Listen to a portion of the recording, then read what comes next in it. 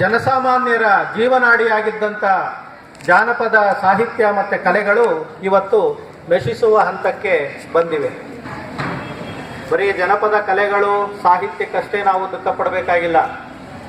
ನಮ್ಮ ಬದುಕಿನ ಅನೇಕ ಅಮೂಲ್ಯ ವಿಚಾರಗಳು ಇವತ್ತು ವಿನಾಶದ ಅಂಚಿಗೆ ತಲುಪಿವೆ.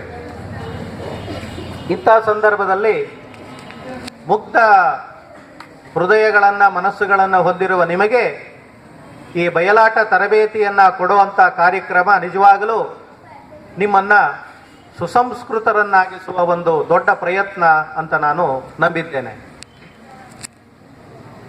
ಜನಪದ ಕಲೆ ಮತ್ತು ಸಾಹಿತ್ಯ ಬರೀ ಪ್ರದರ್ಶನಕ್ಕಷ್ಟೇ ಸೀಮಿತ ಅಲ್ಲ ಅನ್ನೋದು ನನ್ನ ಭಾವನೆ. ಏಕೆಂದರೆ ಬೇರೆಲ್ಲ ಕಲೆಗಳು ಔಪಚಾರಿಕಕ್ಕೆ ಹೆಚ್ಚು ಮಹತ್ವವನ್ನು ಕೊಟ್ಟರೆ, ಜನಪದ ಕಲೆಗಳು ಹೃದಯವಂತಿಕೆಗೆ ಮಾನವೀಯತೆಗೆ ಹೆಚ್ಚು ಬೆಲೆಯನ್ನು ಕೊಡ್ತವೆ.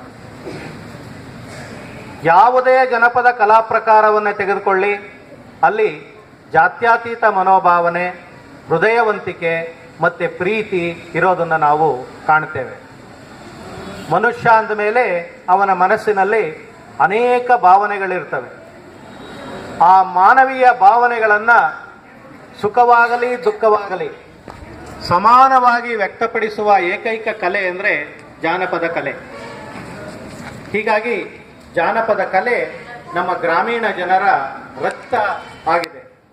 ಒಂದು ದೇಹಕ್ಕೆ ರಕ್ತ ಎಷ್ಟು ಮುಖ್ಯವೋ ಹಾಗೆಯೇ ನಮ್ಮ ಗ್ರಾಮೀಣರು ತಮ್ಮ ಸುಖ ದುಃಖಗಳನ್ನು ಹಂಚಿಕೊಳ್ಳೋದಕ್ಕೆ ಪೂರ್ವಕಾಲದಿಂದಲೂ ಕಂಡುಕೊಂಡು ಬಂದಿರುವಂಥ ಒಂದು ಮಾಧ್ಯಮ ಆದರೆ ಜನಪದ ಕಲಾ ಮಾಧ್ಯಮ.